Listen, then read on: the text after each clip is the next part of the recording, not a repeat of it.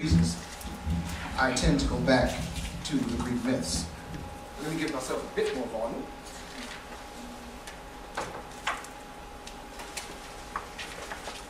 All right. I believe that should work. And we'll see. Hopefully it won't be too loud in the front row. During my time here, I've been talking about creativity and how essentially it is the bringing together of at least two disparate frames of knowledge. I have been showing, or rather hoping to show, that these frames of knowledge intersect and overlap, and when they do, how we are shown not so much a new thing, but a thing that is a hybrid of those two separate frames. This often comes as a surprise to the individual seeing or experiencing it. But the more you think about it, the more there really should not be anything new about that. We tend to think, as we understand now, in analogies, and thus this 3 pounds of gray matter, somehow a hamster wheeling between our ears that we call the essence of mind, is always primed to take in many of the paradoxical datum and then attempt to construct a picture out of this pixelation. When this occurs and the processing is finished, we often have one of 5 reactions. We in higher education hope to produce in our students the aha reaction, which occurs when one experiences enlightenment. But of course, there are others. There is the ugh reaction when we experience disgust, the reaction when we get pissed off, and there is the oh reaction when we see kitties on YouTube, and when we somehow otherwise experience pathos and empathy. And there is the ha-ha reaction, right, when we experience humor. Well, this lecture that I am going to get across to you came out of what I would call the what the f reaction. It's English and sarcasm. I'm sure you understand the latter if you don't understand the former. At this time, when this came to me, I had been studying and looking at, again, the foundational text and metaphors of Western culture. When, at this time, I had this reaction, and everyone, a lot of other people did, to this reaction going on with Don Imus. Anyone remember that a long time ago, or not too long ago? He had this, for those of you who might have had breast milk on your breath at the time when that occurred. This was incendiary to a lot of people, because what he called a bunch of women on the basketball team was, he said, those were a bunch of nappy-headed hoes. Well, when those comments about him were lighting up the radioverse, some radio personalities started calling for Imus's immediate dismissal, while others were calling for him to stay. The Imus situation, as it got to be known, sparked many discussions concerning censorship of both language and theme in American popular culture. One radio host who I often listened to, he had mostly the very opposite of the views that I carry. But I listened to him anyway. He lamented that Mr. Imus should be fired, while so many a so-called gangster rapper, whose lyrics promote misogyny and glorify violence, are allowed to continue unimpeded. Mr. Severin and others, when defending Mr. Imus, cited the then popular film Hustle and Flow, a film whose protagonist, a Tennessee pimp, tries to turn his life around by becoming a gangster rapper. Mr. Severin blasted the film and its soundtrack for featuring songs such as the hardcore It's Hard Out Here for a Pimp, which won, I believe, the Grammy, and the other hardcore testosterone-driven song, Whoop That Trick. What I'd like to do right now is to let you listen to some of that.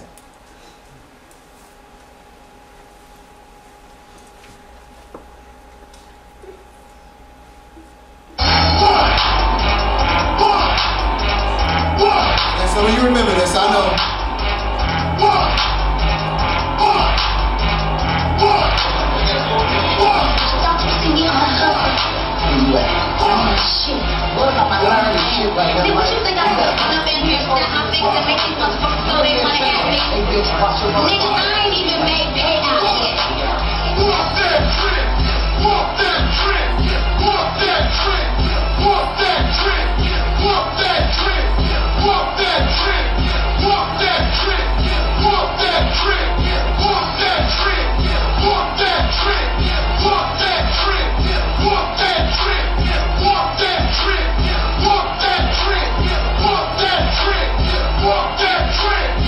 I'm a make these fuckers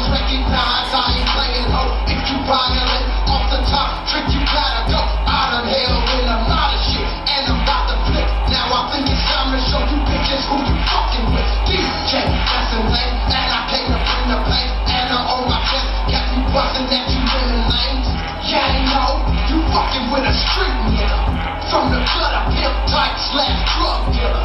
Born and raised in that ill Memphis, Tennessee. Before it's said and done, you bitches gon' remember me. This only the beginning. I got a lot to say. It's been a long time, and you got hell to pay. Ain't no love, ho. Just bring it to the door. I ball none, let my nuts hang to the floor. So if you want some, this is your death wish. Better come correct because I came to break you off. Trick, walk that trick, walk that trick. Some of you might remember. Perhaps you fell in love too. This song is what we consider hardcore, right? And Mr. Severin pointed this out. Let's examine just a bit of what the lyrics say, just some of them. I'ma make these suckers recognize I ain't playing, yo. If you violate off the top, trick, you gotta go. I done held back a lot of shit, now I'm about to flip. Now I think it's time to show you bitches who you fucking with. Ain't no love, ho. Just bring it through the door. I'm number one and let my nuts hang to the floor. So if you want some, this is your death wish. Better come correct because I came to break you off, trick. Like many, when I heard this, I had the reaction that many of you might have had. I too share a concern over our society's infatuation with what I term as a sociopathic psyche with a penchant for rhyme. I do, however, find it odd that certain media neocons, who often, when they earn their living making pejorative statements, would firstly attempt to blame Mr. Imos's use of the word hoes on the pervasiveness of an adolescent musical genre, and secondly, espouse that such gangster rap lyrics and stated themes are barbaric omens portending the demise of Western culture. That's what they said. These themes portend the demise of Western culture. To which I laughed out loud. That was my ha-ha reaction. And now follows the what the reaction, which is, hey pal, have you ever read the Iliad? Of course, there are some glaring differences between the Illiad and Gangster Rap. No one will be reciting those exact lyrics in 3,000 years. We hope. But there are many glaring similarities as well. First, the Iliad, being an epic, functions as an encyclopedia of a culture. In them, it is a glimpse of a people's chaos, as in all epic, the people's ethos, their pathos, their worldview, their virtues, their values, and their vices. Gangster rap, being the CNN of the streets, as was termed by Chuck D, often gives a glimpse into the lives and culture of those from which it springs. Both, because of their pervasiveness, have been used to instruct largely adolescent youth, males in particular, for good or ill as to how to behave in what both see as a pointless world of despair and imminent violence. The mind of Illiad knows that one's Moira, as it's called, or fate, has been predetermined by capricious gods with little or no regard for what we would call ethics or morality. This fate is inevitable and it cannot be changed or altered or delayed, that no matter what you do, you will ultimately end up as a chattering nothing consigned to flit about in the darkness of the underworld. The mind of gangster rap has also accepted that one's fate, no matter how one tries, is determined by the state, determined by the whim and attitudes of a societal elite, and that the societal and cultural forces are constituted such that that one will be consigned ultimately to either premature death before going into prison, a dark place where your humanity is also diminished.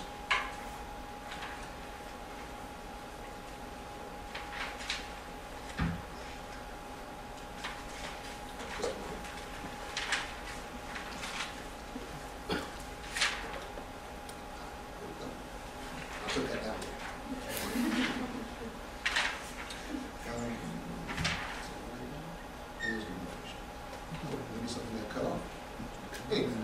We'll skip a little bit. We'll talk about what happens when one violates what is known as the guest-host relationship, or what the Greeks call xenia. It's the law that governs that guest-host relationship. When Paris violates this, right, when he hot-foots off to Troy, snatching Menelaus' wife. This is not unlike a man violating another's manhood by trying to entice the latter's spouse into a closet at a party. Even though such violations might come in any form, there is nothing more egregious an insult than the usurping of a woman. We will revisit this later. Third, both the Illiad and Gangster Rap are linked to concepts of warriorship, That is, the idea that one is justified in meting out violence. Note the words of the previously cited lyric. If you violate off the top, trick, you gotta go. If. What this suggests is that there are conditions under which violence is justifiable. The man who fights when he must, that theme has been a seductive trope for millennia. Evidently, we moderns are still seduced by this theme, given that films in which justifiable violence occurs are far and away the highest grossing at the box office. I often joke with my wife and a slew of friends of mine, women friends, mostly from Cambridge, Massachusetts, where I live near, and they ordinarily eschew the male tendency toward violence, and they honestly admire men who solve conflicts through reason and peace. On a few occasions, after whatever we've gone out to and strong drink, I have a tendency to get a little obnoxious. So what I asked them was this.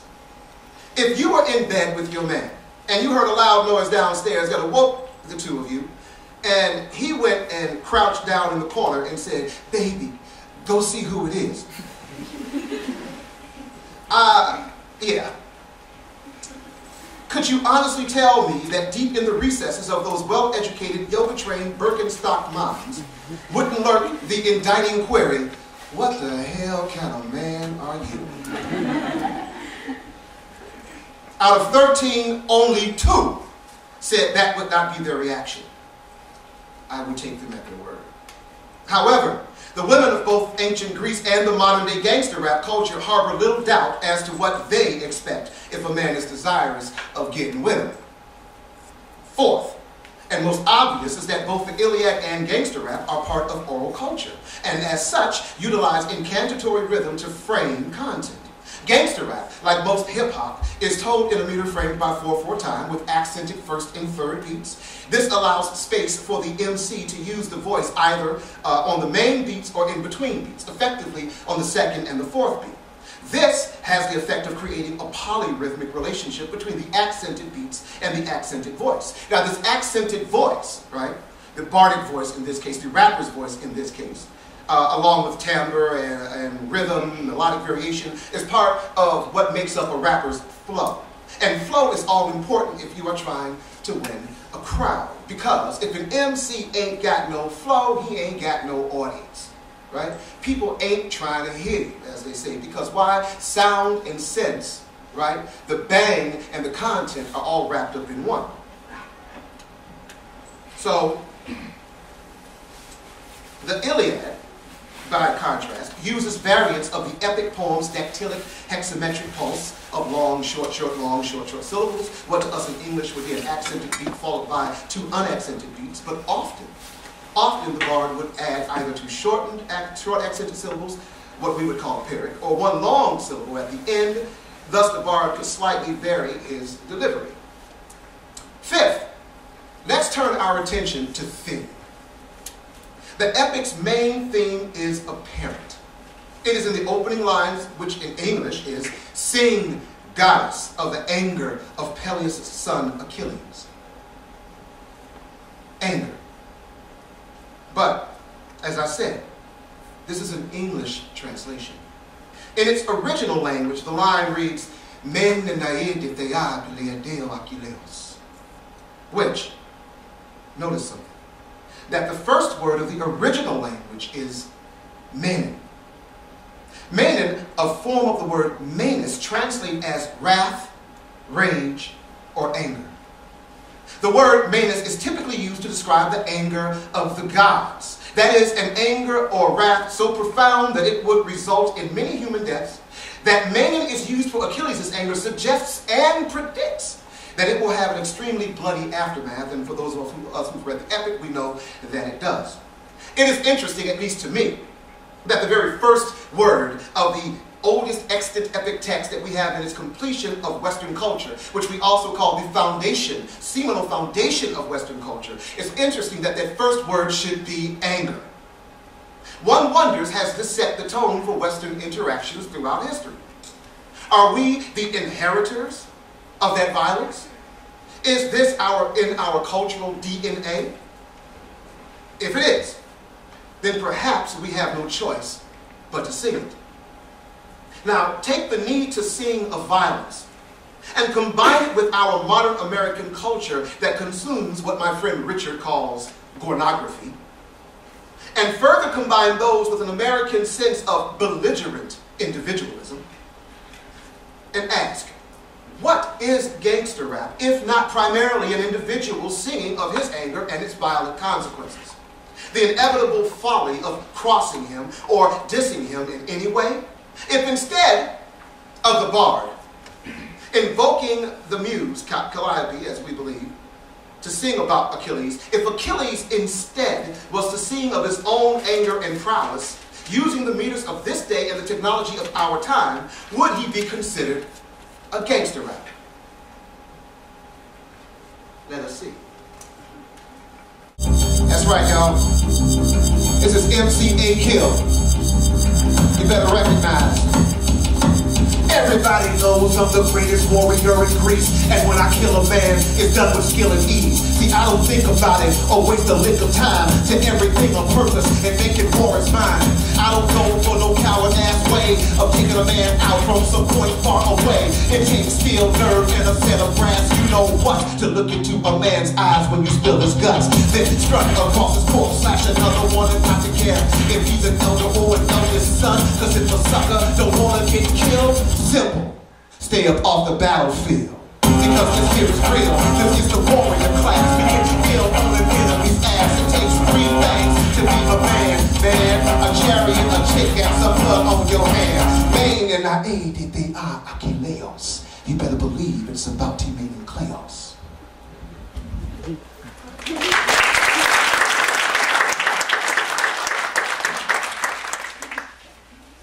In my character poem, Sing the Rage, Achilles, again, is a gangster rapper who I told you I named as MC Kill. Just as Achilles' anger and its after effects are repeated themes in the Iliad, I have adopted the first line of the Iliad into Main and Aedes Thea Achilleos, because it keeps with the beat. I adopted this to serve as the repeated hook or phrase between lyrics or stanzas.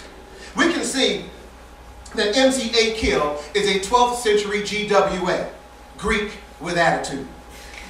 He wants his talents recognized. Anyone who has read the Iliad knows that his desire for recognition of his greatness is at the heart of Achilles' anger. The warriors in the Iliad frequently boast of their prowess, attributes, or pedigree. You hear them say that I am the glory of the Achaeans. I am the best of the Achaeans, and so forth. And so does the bard. Achilles is swift-footed, leader of men, sacker of cities, godlike.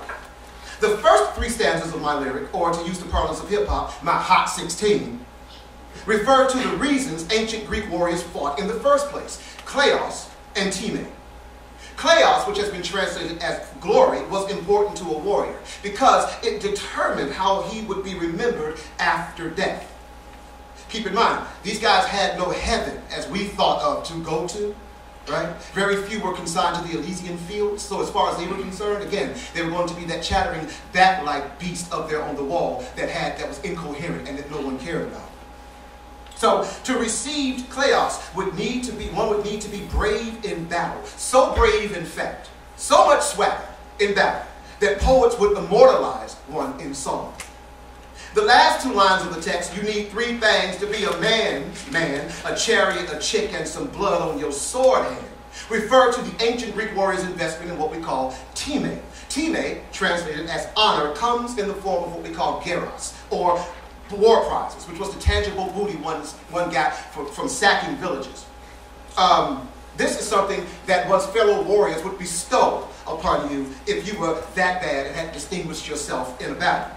This bestowing of time, or geros, is a sign of a warrior's rank among his peers. No small thing, as I said, to have rank in this world when you have little hope of anything in the next. And especially when you're connected to what I believe anthropologists used to call a shame culture, which is you are what you are perceived to be.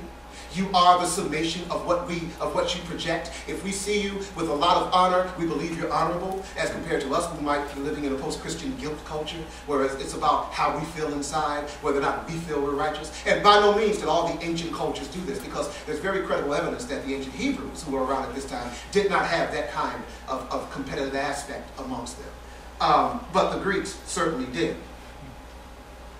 So these tangible honors, again, would take the form of weapons, armor stripped from another fallen warrior, a fallen warrior's chariot, or, you guys of course can guess, what is the ultimate prize that a guy got? Women. Absolutely. The ultimate prize. Whether it was the enemy's daughter or his wife or the slaves in his house. This desire for material gratification is in no way lost on our culture, and thus not lost on gangster rap. In the gangster rap having things, MC Big Mike echoes this attitude. I want holes and chains and swinging things. I want to be a young brother having things. In the beginning of the Iliad, Achilles is angered because Briseis, his Geras, or war prize, given to him by the group, has been taken from him by Agamemnon, who, after having his own war prize, Chryseis, taken from him, says to Achilles, loosely, are you going to keep your own prize, while I, the king, sit tamely under my losses and give up my girl? Let the Achaeans find me a prize, or I will come and I will take yours.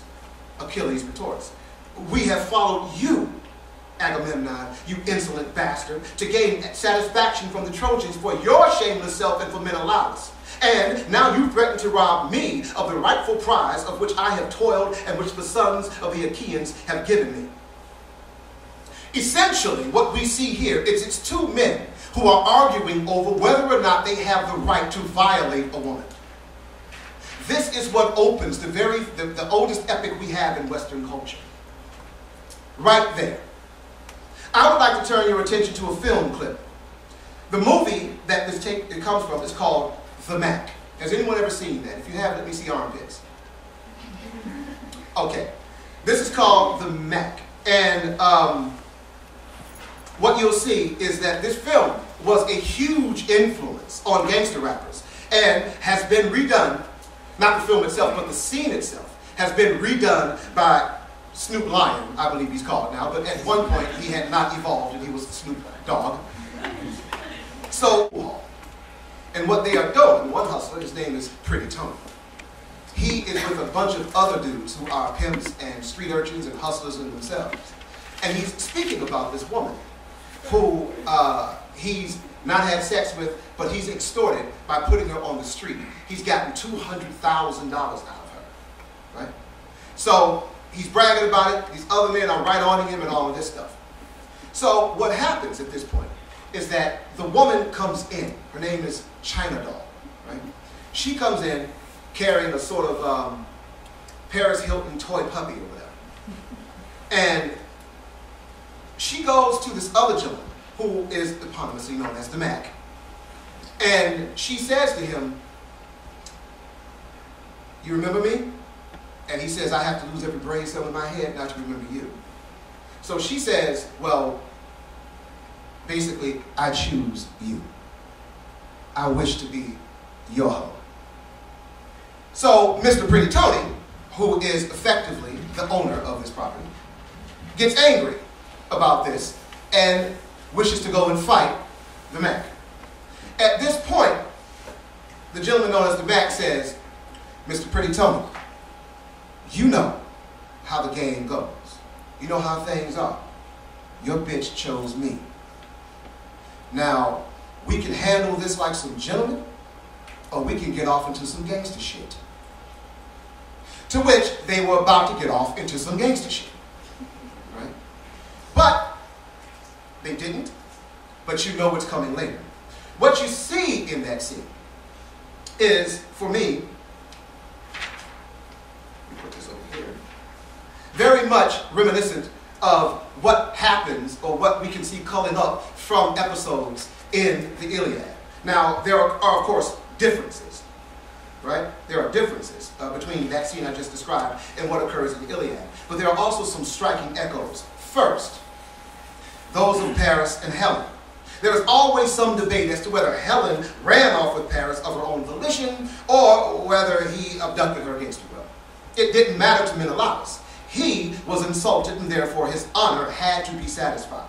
Second, Briseis, who had no choice but to firstly be given to Achilles, a misogynist warrior, and secondly to Agamemnon, a misogynist warrior. right? Perhaps it mattered very little to Briseis, because whomsoever she was given to, her fate was to become a sexual slave. Now, in that I just described, we see a mixture of those two situations playing out in the Mac. The woman, as I mentioned, China Doll, leaves one pimp Tony, a misogynist exploiter, who will offer her sexual services for money, and chooses another misogynist exploiter, the Mac, who will also do what? Exploit her sexual services for money. Just as, and this is very glaring to me, that gangster rappers always tend to cite this film. They cite that film a lot. Just as the names of many gangster rappers often indicate some aspect of their history or personality, just like Pretty Tony, because he's pretty, and the Mac, because where I come from, to Mac somebody means to put words down on them so that they totally submit to your sexual will. So it's an epithet. It's a thing that says, this is who I am. This is why they choose these names. So same as with gangster rappers. We have Big Mike, 50 Cent, DJ, right? But we see again, the same thing happens in the Homeric poems. In her lecture, The Paradox of Glory, Professor Elizabeth Vandiver points out that the name Achilleus is possibly a contraction of two words, achilles, coming from the word meaning grief or agony, and the aforementioned kleos or glory. So you get those words achilleus, achilleus. This would signify that Achilles' name would suggest the grief or agony inherent in the pursuit of glory, or the agony that the pursuit of glory can cause. And after introducing the godlike anger of Achilles, an anger caused by a threat to his kleos, the Iliad continues that it was that destructive wrath which brought countless woes upon the Achaeans and sent to Hades many valiant souls of heroes and made them the spoil for dogs and every bird. Finally, I feel the need to point out philos, or love.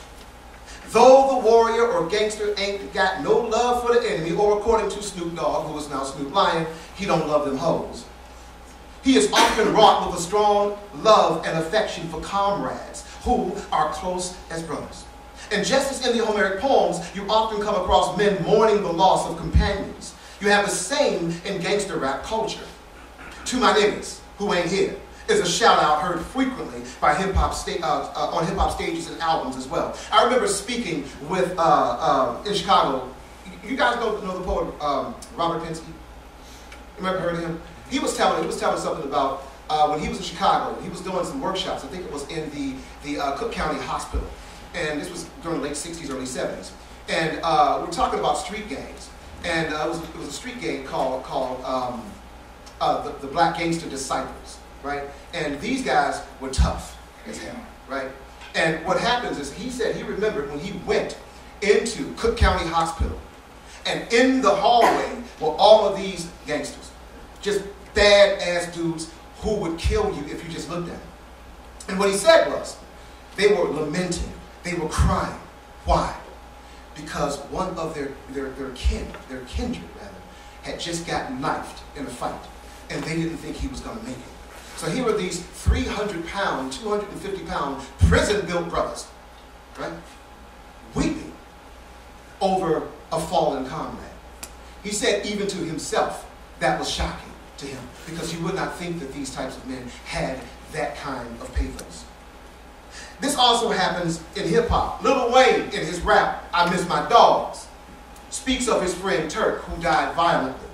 He says, "You was my homie, my nerd, my joy, my herb, my main motherfucker. You was my man, Turk. My other, my partner. I was teacher, he was father. I skilled, you schooled. We chilled, we moved, we thugged, we hung, we ate, we slept, we lived, we died. I stayed, you left." In book 17, when Achilles finds out that his friend Patroclus, often described as gentle Patroclus, does this, dies, right? Achilles laments over this.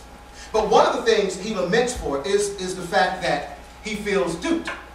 That he came here to Troy, and he tried to do the right thing, and got bitten in the ass because of it. So we see in this, he goes, "So here we are on the sandy beach of Illiad, to keep a promise that was made to Agamemnon, whose brother Menelaus had a party at his house, invited Paris over, had a spouse. Paris stung up.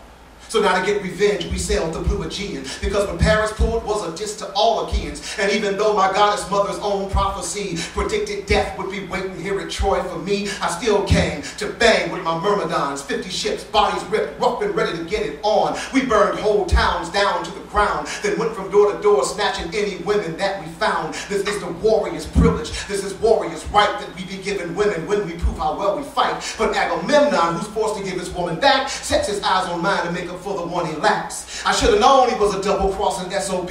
I should have known he was trying to pull this kind of jazz on me. But yo, what did me in was how my so-called friends didn't say a word, bat an eye, ask him why, and then they helped him take away my war prize. Now I don't care how many of them brothers die, whether they end up dead from swords in their heads, or if they get unmanned by a Trojan lance instead. I don't give a damn if they fall like rotted logs, give their soul to Hades and give their flesh to dogs. Because Kleos and Time are the names of the game. You take them from a man, it's like you deflate his fame. I swear that I won't fight until my ship is in flames. You better fear my anger, even gods know my name. Main and Aedes, they are Achilleos. You better believe it's about Time and Kleos. Now, because he's going through all of that, he feels betrayed when Agamemnon takes what is his Geros or his war prize. But there's a further betrayal that works out when he loses his friend Patroclus. Patroclus affects him so badly that I think he withdraws because I think it bothers him that deeply, because I think he realizes on a level that Patroclus has died because of his pride, because he pulled out of the battle, because he wanted Kleos and Time. And as a result of that, one of two people that meant a damn to him, first is his father Peleus, and then it was Patroclus, dies as a result of him. And it speaks, the Iliad says, a dark cloud of grief fell upon Achilles, that he filled his hands with dust from the ground and poured it over his head, then flung himself down and tore his hair. This is a very common way of grieving in Mediterranean cultures. Very common. The thing of putting dust upon your head, dirt upon your head, saying that I wish I was there in the ground with you, that I lament with you, that this thing that we all spring from is the thing to which we all will return. I will see you one day. I wish to be there with you now. Now, how does the Iliad address this sense of homeship? MC Kill does it this way. Now, the only man here I know for sure I can trust not to stab me in my back is my man Patroclus. We go back to when we both were little ones, playing childhood games in the Pythian sun, always gentle and kind. Patroclus knows my mind. Not a better friend could a warrior find. And I swore as a child, it's a vow that I meant. Whoever harmed him would be violently sent by the strength of my blade to the world of the shades, where everything's forgotten as the memories fade into something too horrible for men to speak of. Next to my father Peleus, it's Patroclus I love. So say that it ain't so that my beloved Patroclus has gotten taken out by Hector. Now he's out there kissing dust. Slap. I feel so alone now. Get my armor, Myrmidon, because it's on now. What you mean Hector's got my armor? What? He took it off my boy and I was out there on the strut? I'm gonna get my mama. She's always got my back. She'll hook me up with some new gear and then I can go get on that ass real fast. Let me tell you, it'll be a pleasure to kill Hector, to pay him back measure for measure, to stab him in the heart, watch his blood bloom like a flower. The hour I send him to the undergloom, then later on to desecrate his Trojan face as an insult to the whole of the Trojan race, so that his people and the world will know that to avenge my friend, that I would overflow each and every room in the dark house of Hades. This is what happens when you anger Achilles.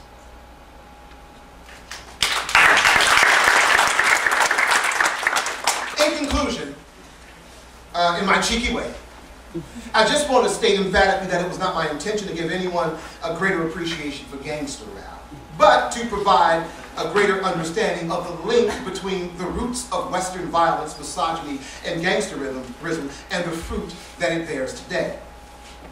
Warning! Blatant soapbox moment being inserted here. Our nation was founded on the enslavement of one people, the blood of another, and the systematic disenfranchisement of women. And unless we recognize this fact and continue to honestly address these inherent faults, we have little right to expect more from popular modern culture, especially a culture where George Clinton of P-Funk says is pimping the instincts until we are fat, horny, and strung out.